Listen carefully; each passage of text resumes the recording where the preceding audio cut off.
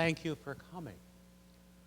We're here this afternoon to hear presentations by 3 of our summer 2015 Smith Fellows.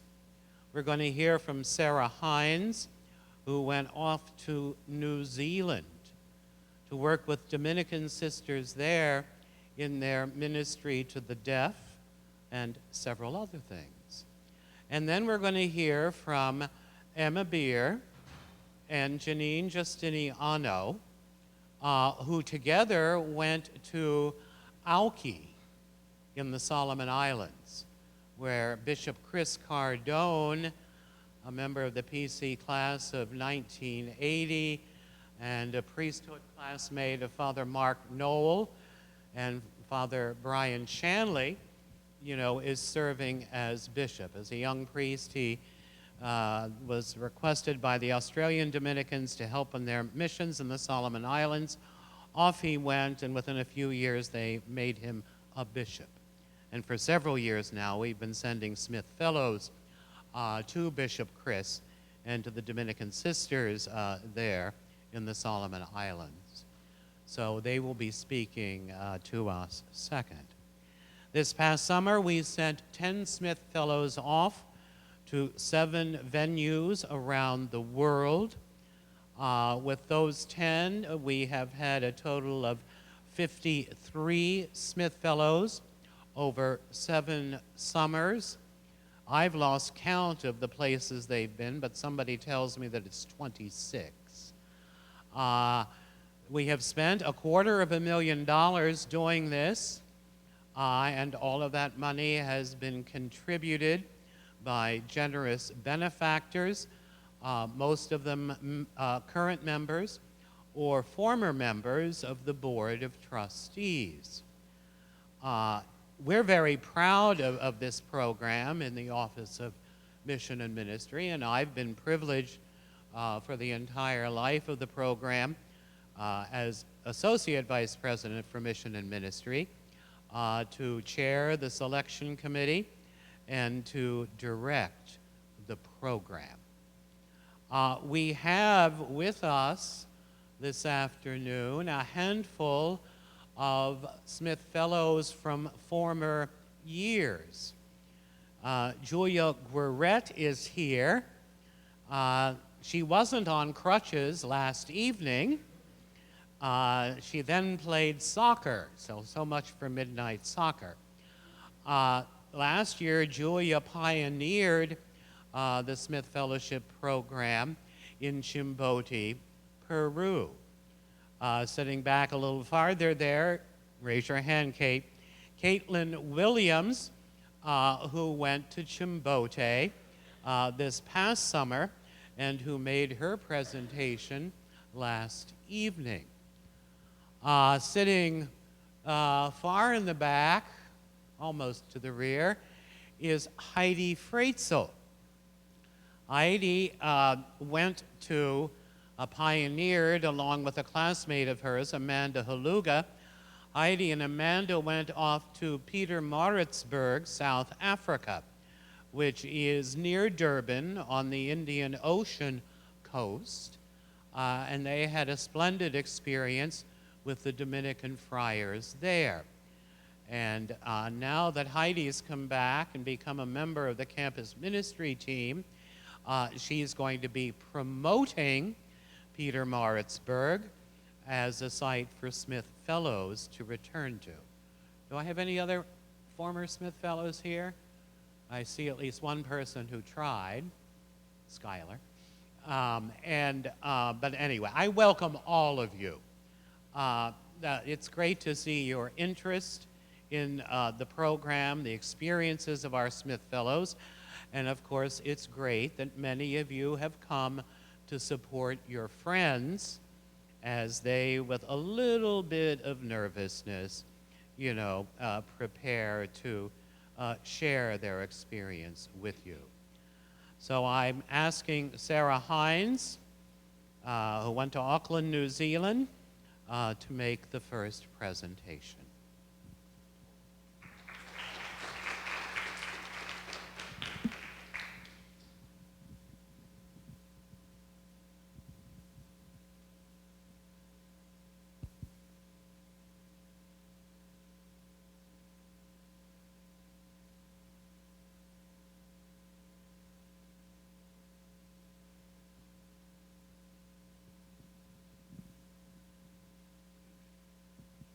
As Father Rob just mentioned, I was the first fellow to travel to New Zealand.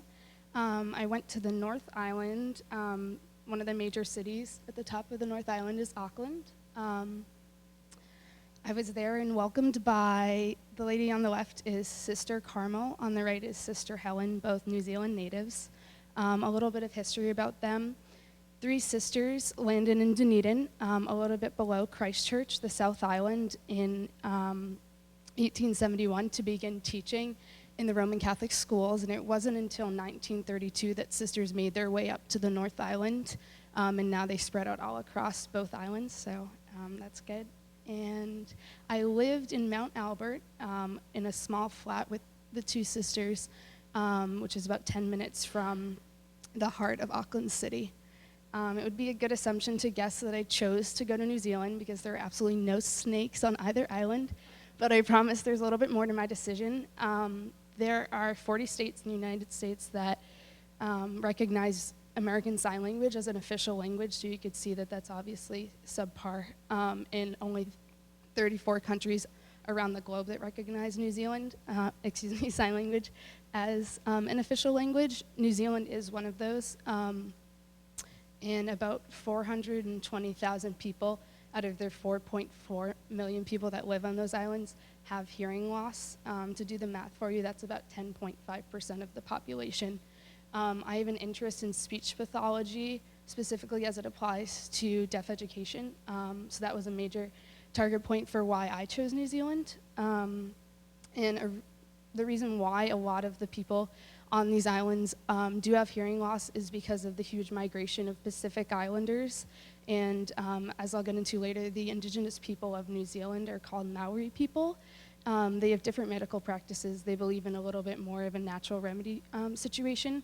So the problem is, as many of you have probably experienced in your childhood, you've gotten a minor ear infection, which could be considered also glue ear. What happens is there's a tube that connects from the middle of your ear to the back of your throat, and that helps as a draining system. But the problem is, if that gets filled with fluid, a glue-like substance occurs, and what happens then is the vibrations that are supposed to hit your eardrum to produce sound, they become damp, and it lessens the volume at which you hear. So if you can't afford antibiotics, or like the Maori people do not believe in traditional medicine, soon that fluid is going to build up to such a degree that you won't be able to hear anymore. So a lot of the people, as I'll talk about, that I worked with are new to the deaf world. They weren't born that way because of some of the differences that we have in our culture and theirs. As a breakdown, I did about 4 different events during my 6 weeks in New Zealand. So the first 3 weeks I spent in a classroom for a school for cerebral palsy. It's a pretty long definition up there, and it has a lot of negative components to it, but I did want to highlight all of the severities that could be attached to this umbrella term for a neurological disease, and to show you exactly what these students are still capable, despite what they face on a day-to-day basis. I was in a room of about 6 students, the highest medically needing room in this entire school. You can see a lot of them were fully confined to wheelchairs and attached to feeding tubes. I worked alongside some of the speech pathologists, attended a dysphagia clinic, so I learned how to feed some of the students with their feeding tube. A typical day included first getting the students onto mats to begin stretches, because due to their confinement, they want to try and retain and build, if possible, what muscle strength they do have.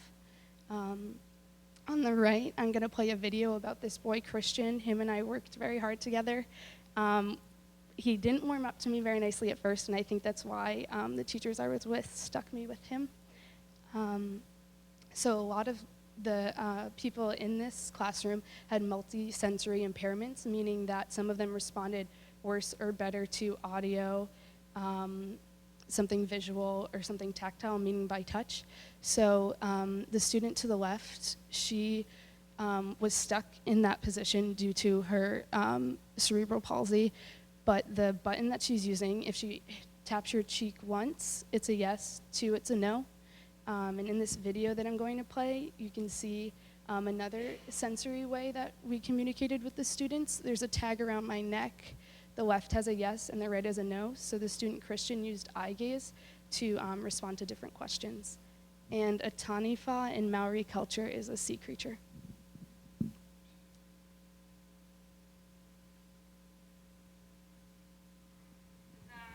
Is loud taniwha. Okay, Christian, do you think that sounded like a good sentence? Yes or no? You are not sleeping. Do not fool me. Do you think that sounded like a good sentence? Yes or no?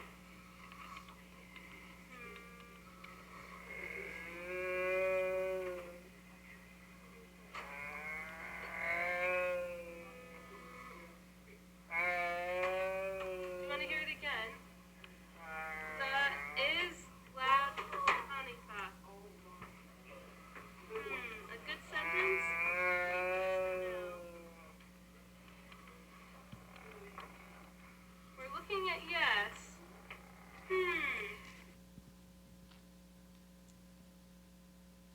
So as you can see, it was definitely not similar to a traditional classroom, but nonetheless, we did drama activities, music activities, letter of the week, and focused a lot on literature comprehension. Without a doubt, this was my first task in New Zealand. It was also the most mentally, physically, and emotionally draining work that I did while in New Zealand, but it absolutely had its perks. I think that I learned best to communicate about communication through this experience because I learned how to communicate with someone who can't exactly verbalize back to you. So secondly, I spent time in 2 different programs through the Kelson Deaf Education Center. The first is a transition program. So this is for students who have already graduated high school and they're either finding their way in the deaf world, learning to sign, or they're learning about how to apply to jobs or universities. Something that didn't really dawn on me until I got to this program was the realization that some of these students definitely don't have the same grasp on the world that we do, and it's absolutely not their fault. If you think about how many things you've heard over the phone when your mom was on a conversation, or if you're listening to the radio or the TV and you just pick up bits of information, the boy kneeling down in that picture had no idea about taxes, had no idea about different laws that exist because, sadly for deaf people, if it's not taught directly through text or a lesson in school, there's slim to no way that they're going to pick up on that information. So this program definitely was eye-opening to me in that light. And to the right is a group of the Deaf Senior Citizens Club in New Zealand. They're international and national champions in this game called bowls. And so they, alongside Deaf Miss New Zealand, came to the program, and they were trying to show the students that there's life outside of deafness and to show that they can acclimate perfectly fine into society. While I was here, I had an experience unlike any other. Some of the teachers in this program have been teaching for 34 years and didn't see what I was lucky enough to see. A boy from Kiribati, which is eastward of the Solomon Islands. It's a group of islands. It's very, very small. He thought he was the only deaf person in the world until he met someone in a convenience store who was also deaf and from New Zealand, and they sponsored him to come to New Zealand to learn how to sign and to get adjusted for hearing aids. And I was explaining to him why I was there through written language and explaining to him about my blog. And when he found out that he was going to get funded for hearing aids, he let me come in and hear him hear for the first time. And I don't think that there's enough words to describe that experience. I have to imagine it's somewhat like learning how to breathe underwater. Throughout the rest of the day, he refused to sit in the classroom. He was outside of the school listening to the traffic go by. And even after a week with his hearing aids, laughter was still his favorite sound, so that's nothing short of magical. Through them, I also got to play soccer and rugby with the deaf youth group of New Zealand. Rugby was interesting. I think that Team USA was definitely not bringing home any gold medals, but that's okay.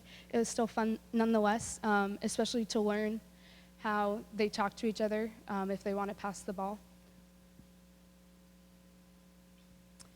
Through the transition program, I was also welcomed onto a deaf marae. This was definitely one of the biggest Maori culture experiences I had. So a marae is a meeting house. They're used in Hawaii, Samoa, and with the indigenous people of Australia. However, this is the only deaf marae in the world, so that was really quite interesting and special for me. So first, I was welcomed onto the marae through the Paufiri. Now this is just the main term for what I'm about to explain here. So the men and women of the Maori tribe, they first come out when visitors come and they do a haka. If anyone's familiar with rugby, specifically the New Zealand All Blacks, it's an intimidating dance and chant that they do when guests visits to make sure that people aren't coming in peace and not in defense. So those that could sing, and those that signed it. And so next, the Hari and Hongu is a motion where you place your noses against one another in a form of peace. So I got to do that with 16 people from the tribe. And lastly, I had a shared meal with them. I got to learn some deaf Maori signs. They have different signs than New Zealand Sign Language. And lastly, I want to touch upon the word ruamoko. In Maori language, that means earthquake. He is the god of earthquakes. You can see him pictured on the left two poles that support the marae. And you're probably wondering why they chose earthquake to guard the marae. Well, when a deaf person wants to communicate with another deaf person, they can't yell their name. They can't clap. They're not going to hear that. So instead, they stomp their feet, and that makes vibrations similar to an earthquake. So he's protecting the vibrations inside the house so that the deaf people can talk to each other. Next, I spent time in the girls' college, which, to my surprise, is actually the girls' high school. So I spent 1.5 weeks here, and in doing so, I did a few days with a 12th grade classroom where I got to shadow the speech pathologist and audiologist. These girls were roughly my age, at the oldest 18. However, they had reading levels of roughly 9-year-olds. And this is definitely a stigma attached to people who are deaf, that they are also stupid. This is not the case at all. The problem with reading is there's a lot of pronunciation. But how do you learn phonetics or the English rules, and there are many, when you can't hear? The way in which you do that is through articulation. So with the speech pathologist, I would help the girls figure out the way in which you should move your tongue and your lips and your teeth to form different words. So the giraffe and goat are up there because that was my lesson before I left their classroom, was to teach the different G sounds for both of those words. Lastly, I worked in a deaf special needs classroom there, which definitely took all of what I had learned at Carlson, the School for Cerebral Palsy, and at the transition program, and smashed it all together. The girls there were roughly 18 to 20, but had a mental age no higher than 4. So you can obviously imagine what that was like. These girls have reached their educational peak. So instead, they learn more things such as life skills, cooking, sewing. We would go into shops and practice exchanging money for shopkeepers, because unfortunately what the staff worries about these girls is that they're going to go into a store and get shortchanged or entirely ripped off because they don't have a concept for how much things should cost in the store. And lastly, I have "We Are Not Broken" written at the bottom. One of the girls from the 12th grade classroom, I told her about my blog, and she told me about how much she loved Matt Damon. And she was saying that for 4 years she didn't wear her hearing aids, and that was because she was embarrassed by them. And if she has one regret in life, that would be that, because now she's fully deaf. And she said that the problem is that people who are deaf, and for people who are hearing, they feel that just because you're deaf that you're broken and that you need hearing aids to be fixed. So she wanted to make sure that I got the message across that there's a stigma attached to deafness in the event that you need to be fixed and that you're not okay the way you are. Each Wednesday and Sunday, I would attend Catholic deaf masses at different parishes across the city. This was great because it really got me in touch with the sisters that I worked with, the Catholic lay people, and I got to explore some of the city, which was pretty cool. So this experience, I can tell you firstly, did not start off on the right foot. New Zealand Sign Language and American Sign Language I knew did not have a one-to-one correlation. I Googled some of the words that were different prior to landing in Auckland, but one I did not come across. I signed to my students on the first day. Well, I thought it was "you are lovely." I called them ugly. So things got better, I promise, but it was a rough start. But what I liked best about this really made me understand the Catholic teachings, how well I knew them or didn't know them, because in order to talk to them in English, that's one thing, but to be able to sign them and then have to answer questions that children have is another thing. And especially in the event where when you sign, you use, it's kind of like telegraphic language where you don't use subjects all the time, but to therefore completely excluded. So it was definitely hard in the event that I had to really make sure that I knew what I was talking about. And the Dominican sisters that I stayed with, it was a very small community of them. There's only 4 Dominican friars in all of New Zealand, and I was lucky enough to meet all 3. They knew that I probably was going to have a hard time meeting people my age, so they had an activity planned for me most weekends, which was lovely. On the left-hand picture, I am at a Mrs. Injustice meeting, which Sister Helen invited me to speak at. The man in the back, he has been to PC 3 times, so that was really nice to get to talk to him about his experience at PC, my experience as someone in the Dominican community, and my experience just as a PC student.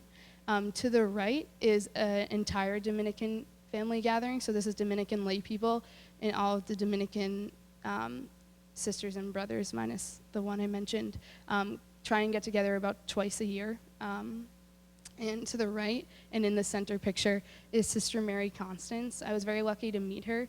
She has been to PC once and to the United States 3 times, but she is from Ho Chi Minh City, Vietnam, and in her congregation she has 400 sisters.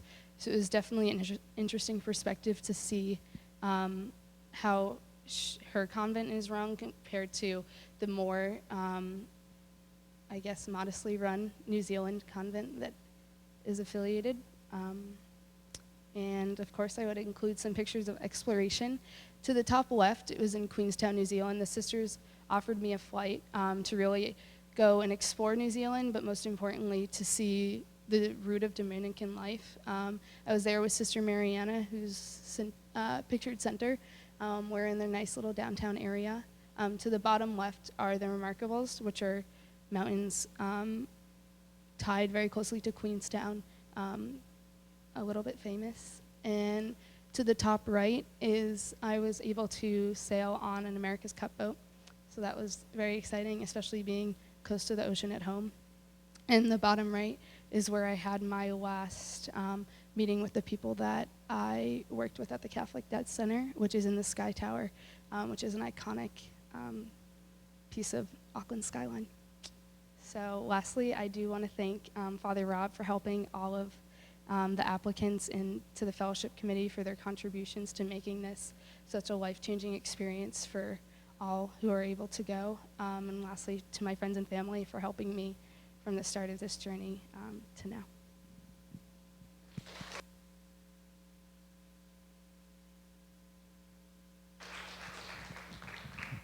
Thank you, Sarah. While our Solomon Island Smith Fellows are getting ready, there is bottled water back there and snacks. Why don't anybody who wants anything rush back and get something? Do you want water?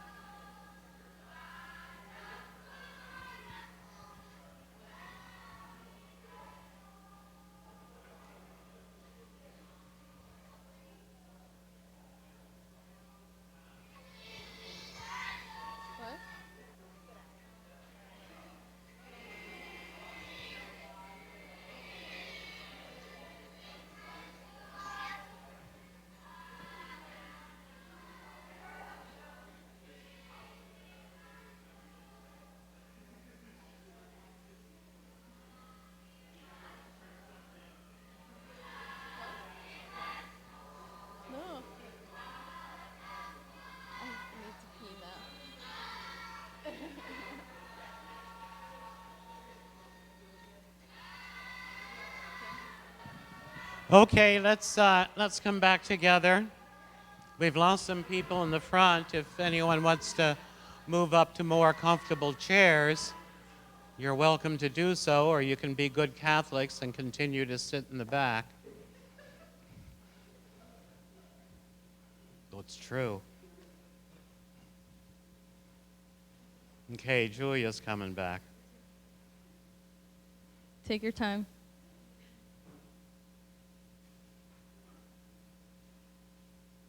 Emma Beer and Janine Justiniano are going to tell us about their visit to the Solomon Islands.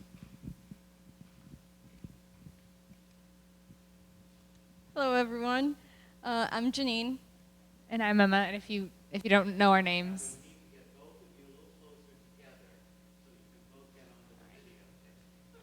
So if you don't know our names, we have these lovely necklaces made by a woman very dear to our hearts in the Solomon Islands. So if you forget at any point, we got them right here.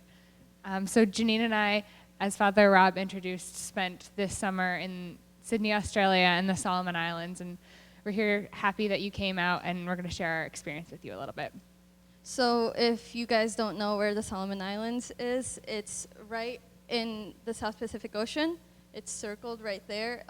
This big country right there is Australia. So what we did was when we were traveling to the Solomons, we stopped in Australia first for a few days, and we met some of the wonderful people that were involved in making this happen.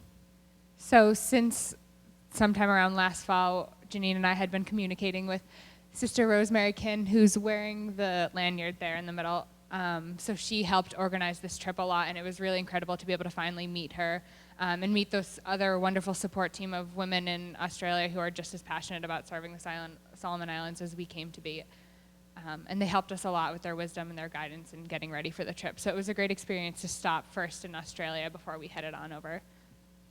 And then we went to the Solomon Islands. So the Solomon Islands is made up of multiple different little islands, and we first landed in Guadalcanal, which I will show you in a little bit.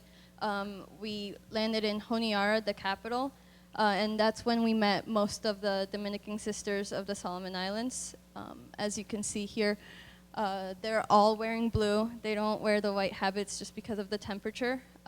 And almost every day, not almost every day, we would have mass with them around 6 p.m. and have a communal dinner with all of the sisters.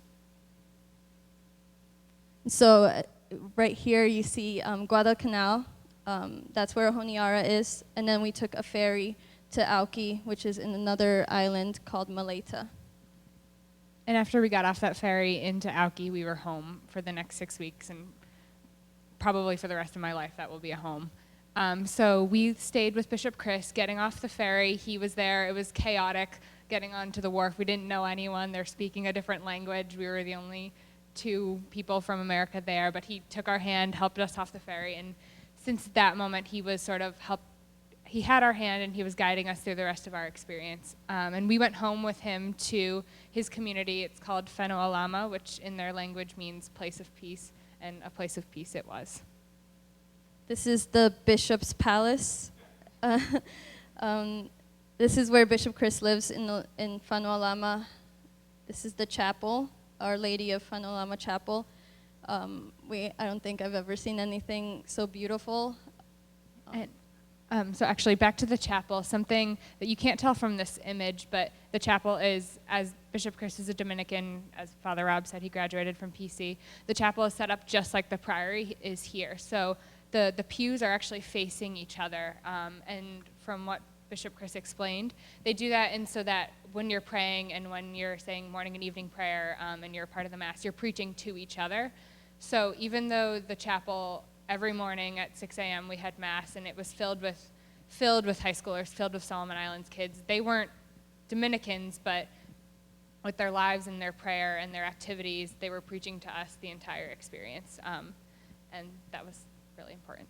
And we would have students coming every morning at 6 a.m. for morning Mass and filling up the chapel. There were high school students. High school boys would run 3 or 4 miles every morning just to get to Mass at 5:45 in the morning. I don't know any high school boys back home who would who would do that, but they were our role models and our inspiration. We'll talk more about them later. So this is more of the land. This is the little house where the two Dominican sisters lived, and they took us in. As you can see, this is their kitchen, their living room. So it's not something luxurious, but it's luxurious compared to what other Solomon Islanders' living conditions are. So this was our little community consisted of Bishop Chris, who's right next to me in this picture, Sister Loretta and Sister Saniela. And they formed our little Dominican community while we were there. This is Sister Loretta. She is the most joyous, craziest person that we could ever meet in the Solomons. She is holding a machete. Yes, she was gardening. We kind of caught her off guard. This was on a Saturday morning when we were all hanging out. And then this is Sister Saniela, who we had originally first met in Honiara. So she came back to Auki, and she's finishing up her school there.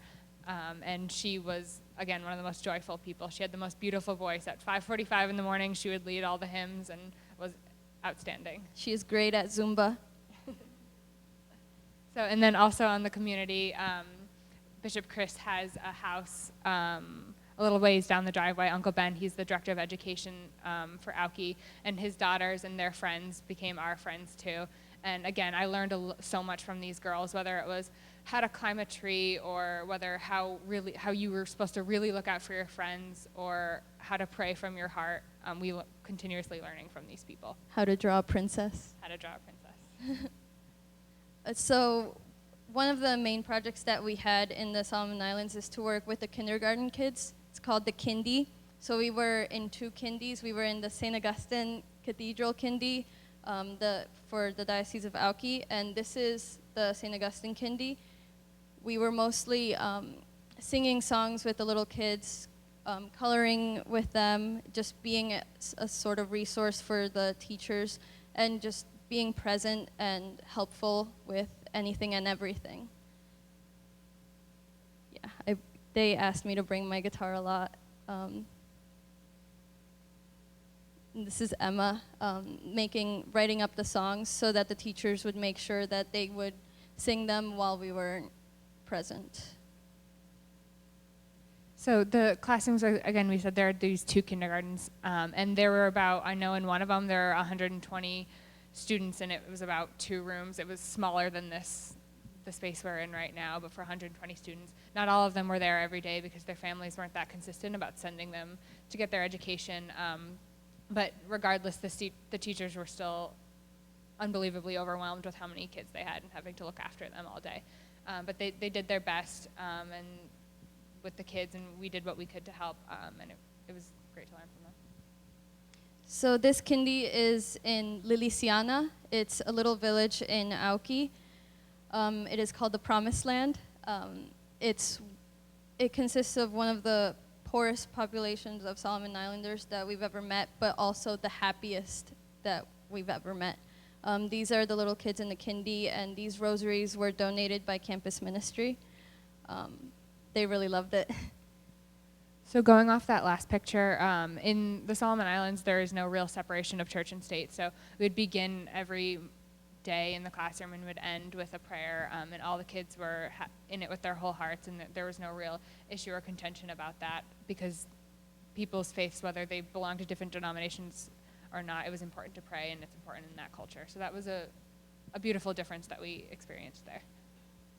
So the villagers of Liliciana are very near and dear to the ocean. They're fishermen, so most of their shacks are right on the shore.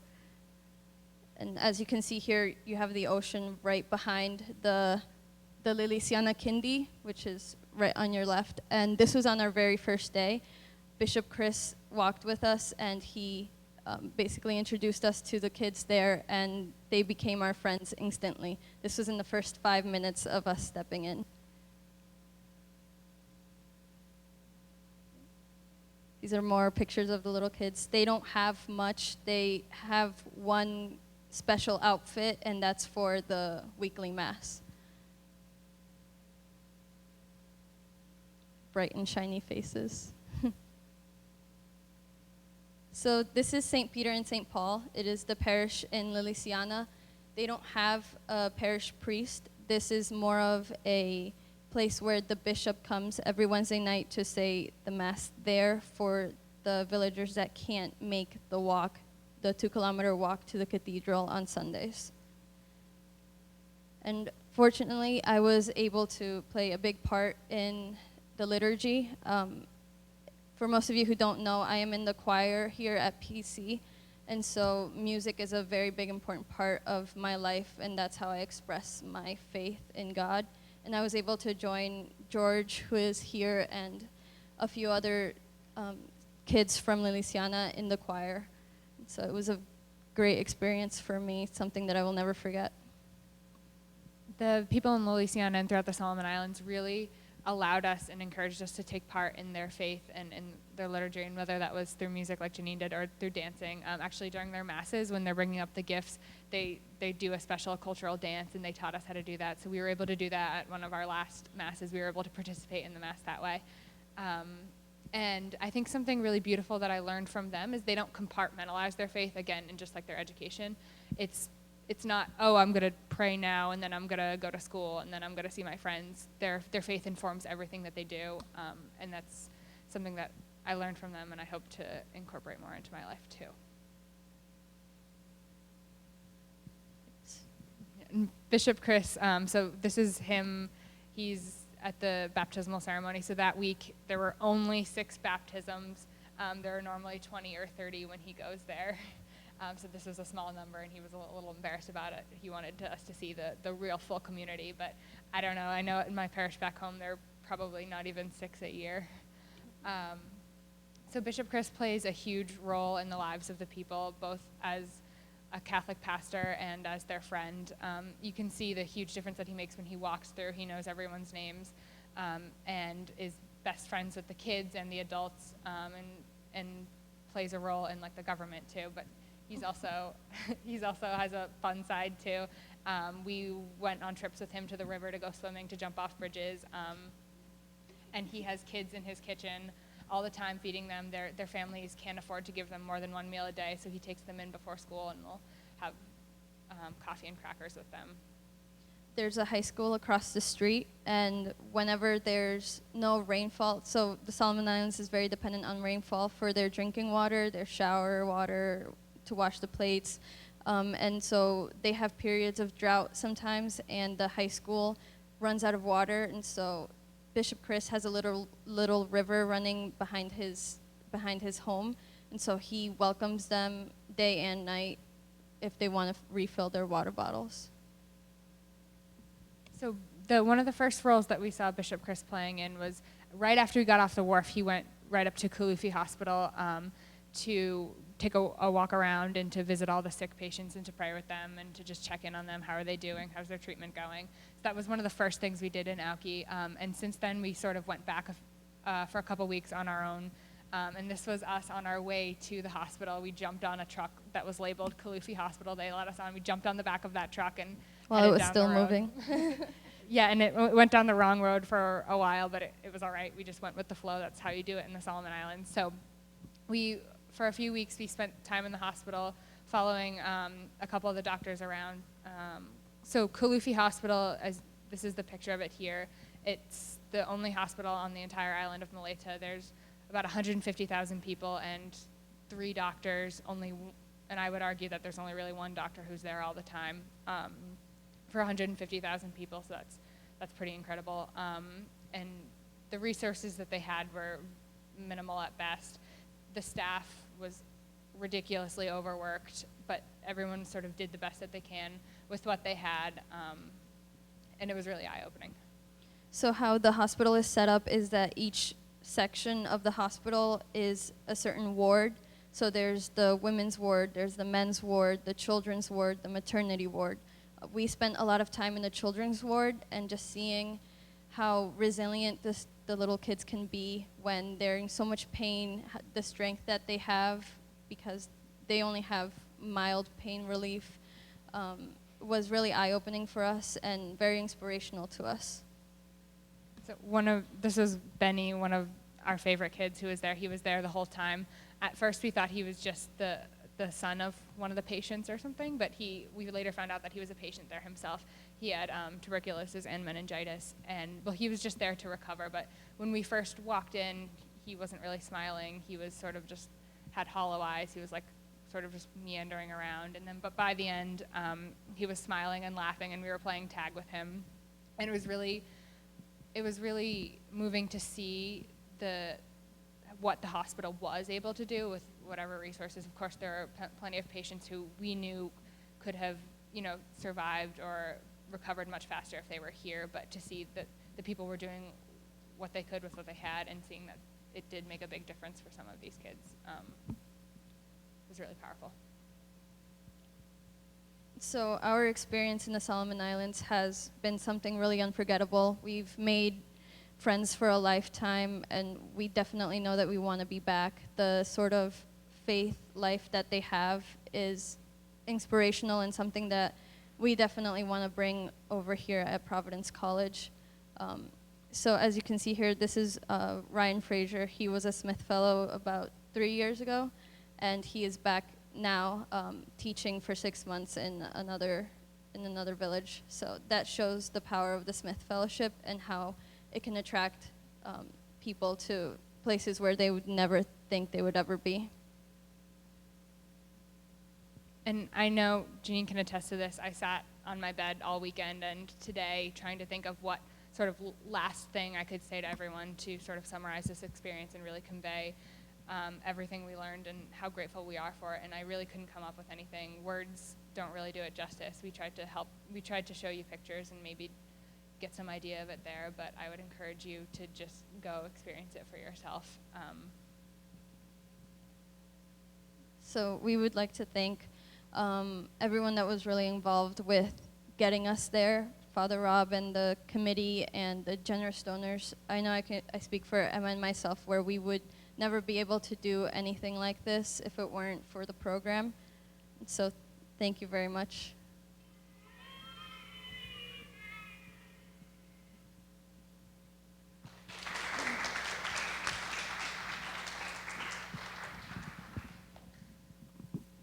Thank you, ladies.